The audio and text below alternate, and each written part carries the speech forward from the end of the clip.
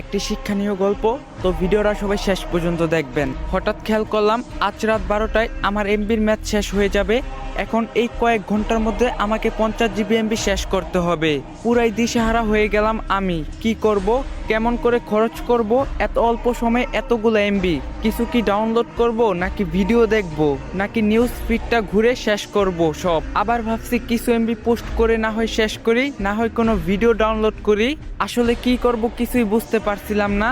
এত মূল্যবান এমবি গুলো এভাবে নষ্ট হয়ে যাবে, কোনো কাজেই আসবে না আমার। ঠিক তখনই কেন জানি আমার মনে হলো, হায় আল্লাহ, যদি আমি জানতে পারি যে আজ রাত 12টায় আমি মারা যাব, আমার হাতে তো আর মাত্র কয়েক ঘন্টা সময় আছে, তখন তাহলে আমি কি করব? নামাজ পড়ব, নাকি কোরআন তিলাওয়াত করব, নাকি নিজের গুনাহের জন্য মাফ চেয়ে নিব, নাকি মনের ইচ্ছাগুলো পূরণ করব? আচ্ছা, আপন মানুষগুলোর সাথে শেষ সময় কাটিয়ে দিলে কেমন হয়? থাক, আগে একবার দেখে নিই দেনা পাওনা